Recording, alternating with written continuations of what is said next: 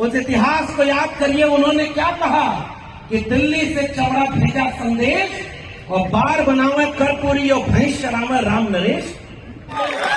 बहुत बहुत धन्यवाद आदरणीय फतेह बहादुर सर, जो जिनकी वजह से हम लोग यहाँ पर इकट्ठा हुए हैं। कार्यक्रम की कामयाबी मंच से कम होती है, मंच के सामने जो लोग बैठे होते हैं उनसे ज्यादा होती है। तो इसीलिए मैं किसी का नाम लिए बगैर, क्योंकि वक्त बहुत ज्यादा हो गया है, मैं सीधे इस बात पर आ रहा हूं कि हम जैसे लोग इस बात को समझते हैं कि असल में लड़ाई विचारधारा की है। असली लड़ाई विचारधारा की है। किसी नेता के खिलाफ किसी पार्टी, एक शेर बड़ा मौजूद है कि जुल्म के साए में लब खोलेगा कौन, और हम भी चुप रहे तो फिर बोलेगा कौन। इसलिए मैं पूरी तरह से इस बात की, इस लड़ाई की, इस वैचारिक लड़ाई के साथ खड़ा होने आया हूं। क्या बोला था इन्होंने, फतेह बहादुर जी ने? उन्होंने माता सावित्रीबाई फुले का कोटेशन बोला था। इस मंच पर आदरणीय शिक्षा मंत्री चंद्रशेखर जी बैठे हुए हैं। इन्होंने क्या बोला था? अधम जाति में विद्या पाए, भयउ यथा अहि दूध पिलाए। और इस बात के लिए कहा कि हमारी पूरी लड़ाई मान सम्मान की है, और जिस ग्रंथ में हमारे लोगों के लिए कोई गलत बात लिखी होगी तो हम उसकी आलोचना करेंगे। क्या बोला है तमाम उन बहुजन लोगों ने जो ये सवाल खड़ा किया सम्मान और स्वाभिमान का? तो गर्दन काटने और जीभ काटने वालों को मेरा एक सवाल है, भाई आपके यहां तो काटने मारने का परंपरा नहीं था। आपके यहां तो ऐसी ताकत हुआ करती थी कि एक श्राप दे देते और ये भस्म हो जाते। ये तो हिंसा आपके धर्म में तो थी नहीं। इसका मतलब कोई ऐसी ताकत नहीं है, कोई ऐसा श्राप बना ही नहीं है, वरना गर्दन काटने की बात नहीं करनी पड़ती। इसीलिए सबसे पहली बात यह है कि वैचारिक लड़ाई कलम और किताब से लड़ी जाती है, और त्रिशूल और तलवार के खिलाफ कलम और किताब की लड़ाई का साथ देने के लिए मैं इस मंच पर आया हूं, और आप सबके सामने ये कबूल करता हूं कि इस कलम और किताब की लड़ाई को हम आगे बढ़ाएंगे और कलम किताब को जीतने की बात करेंगे। आज ये कार्यक्रम जो हुआ है, ये कार्यक्रम माता सावित्रीबाई फुले के ऊपर, और ये होता है एक वैचारिक आंदोलन। अगर आपको फतेह बहादुर जी की कोई बात गलत लग रही है तो आपको ये कहना चाहिए कि ज्योतिबा फुले और सावित्रीबाई फुले गलत है, नहीं कह सकते। अगर आपको बाकी लोगों की बात गलत लग रही है तो ये बात तो हजारों साल से हमारे पुरखे पूछते आए, तुम कद बाबन हम कद सूद और हम कद लोहू तुम कद दूध। मैं और चौपाइयां पढ़ता हूं, मैं तो अपने ऊपर बात भी नहीं कर रहा हूं। प्रोफेसर जी हैं, शिक्षा मंत्री जी, और आदरणीय आलोक मेहता जी बैठे हुए हैं, अनिता जी बैठी हुई हैं, मंत्री हैं। मैं आप लोग के सामने देखिए शुरू में एक बात कहना चाह रहा हूं। आलोक सर जब बोल रहे थे कि हमारी सरकार है तब ये कार्यक्रम हो रहा है, और ये जलसे की तरह हो रहा है, और फर्क देखना होता तो आप हमारे यूपी में आ जाते, वहां अयोध्या मथुरा काशी तीनों है, और अगर आप इस तरह का कार्यक्रम चलाएंगे तो उसके लिए बुलडोजर खड़ा हुआ है। वहां पर कांवड़ लेकर जाने वालों पर वहां के मुख्यमंत्री फूलों की बारिश करते हैं, और 69,000 शिक्षक भर्ती के घोटाला के शिकार SC ST OBC 500 दिन से ज्यादा समय से आंदोलन कर रहे हैं, उनके ऊपर उनकी पुलिस लाठी चलाती है। और बिहार एक ऐसा राज्य है जहां तलवार और त्रिशूल के सामने आजादी के बाद पहली बार कोई सरकार ऐसी है जिसने एक साल में 5 लाख लोगों से ज्यादा को सरकारी नौकरी दी। 5 लाख से सरकारी नौकरी ज्यादा दे दी। और अभी तो शिक्षा मंत्री जी बैठे हुए, शायद 13 जनवरी को फिर 1 लाख लोगों को नियुक्ति पत्र बांटा जा रहा है, और ये है वो बिहार की जमीन। इसलिए मुझे लगता है सर, हमारे जैसे लोग जब बिहार आते हैं तो इसकी मिट्टी में आज भी हमें तथागत बुद्ध की तर्कशील प्रज्ञा करुणा की ताकत महसूस होती है।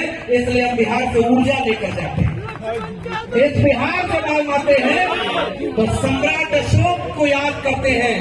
आज के लोग कहते हैं हम अखंड भारत बनाएंगे, और यहाँ के लोगों को कहते हैं कि अगर आपको इनका मामला कबूल नहीं तो आप पाकिस्तान चले जाइए, बोलते हैं।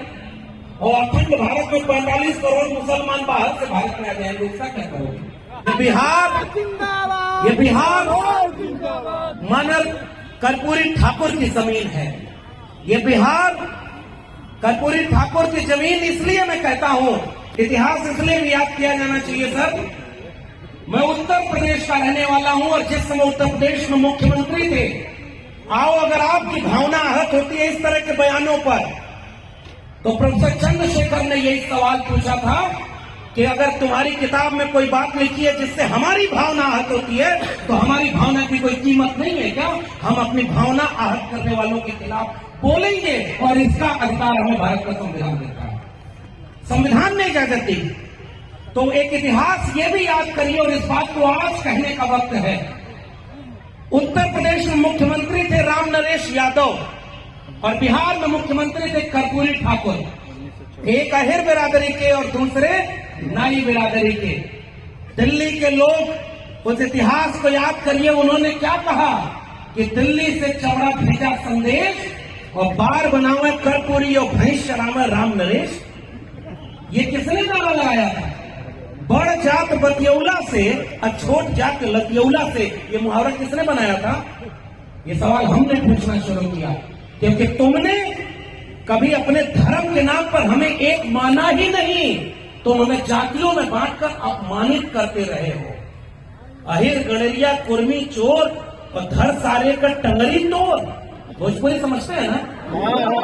तब मैं बिहार में खड़ा हूं, और उस बिहार में जो समाजवादी आंदोलन, बिहार के लोगों का इतिहास पढ़िएगा, त्रिवेणी संघ का आंदोलन जो 90 की बात करता है, उसके बाद अर्जक संघ और बाबू जगदेव प्रसाद का आंदोलन। ये आज के नौजवान जितने आए हैं सेल्फी खिंचाने, मैं उनसे कहना चाहता हूं, पुराने लोग तो उस इतिहास के गवाह हैं, नौजवानों को आज पता ही नहीं कि धर्म की अफीम क्यों चटाई जा रही है, क्योंकि आपसे आपका इतिहास कोई पढ़ने नहीं देना चाहता है।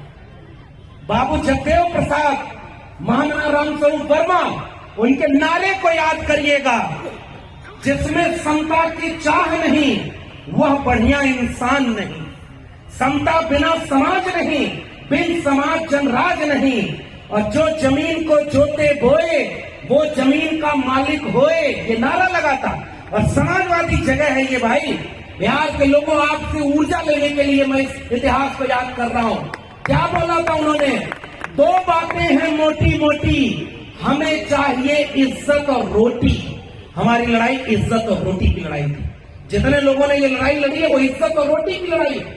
तो समाजवाद का नारा था, मिटे गरीबी और अमीरी, मिटे चाकरी और मजबूरी, रोटी कपड़ा सस्ती हो और दवा पढ़ाई मुफ्ती हो। वो नारा जब आगे बढ़ा, उन्होंने क्या लिखा उस नारे में कि ब्राह्मणवाद की क्या पहचान, गिरपिट बोले करे न काम, और मानववाद की क्या पहचान, ब्राह्मण भंगी एक समान। ये नारा था, और उस नारे को डॉक्टर राम मनोहर लोहिया ने आगे बढ़ाया। इस पूरे नारे में कहीं आपको हिंसा नजर आ रही है क्या? किसी के खिलाफ गाली नजर आ रही है क्या? किसी का अपमान नजर आ रहा है क्या? उस नारे को डॉक्टर राम मनोहर लोहिया ने आगे बढ़ाया। सब पिछड़ा संग सोपा ने बांधी गांठ, और पिछड़ा पावे 100 में 60। और उस नारे को बाबू जगदेव प्रसाद और रामस्वरूप वर्मा ने आगे बढ़ाया कि 100 में 90 शोषित हैं, शोषितों ने ललकारा है, धन धरती और राजपाट में 90 भाग हमारा है, 10 का शासन 90 पर नहीं चलेगा, नहीं चलेगा। किसी के खिलाफ ये लड़ाई है क्या? ये लड़ाई आपके हक अधिकार की लड़ाई रही है। और उस नारे को जब आगे बढ़ाया, तब उन्होंने कहा कि जो जमीन को जोते बोए वो जमीन का मालिक होए, राष्ट्रपति का बेटा हो या चपरासी की हो संतान, और टाटा बिरला अंबानी हो, सबको शिक्षा एक समान। सबको शिक्षा सबको काम, वरना होगी नींद हराम। शिक्षा पर जो खर्चा हो बजट का 10वां हिस्सा हो और सबको शिक्षा दे न सके जो, वो सरकार निकम्मी है। और जो सरकार निकम्मी है वो सरकार, ये हमारी लड़ाई है।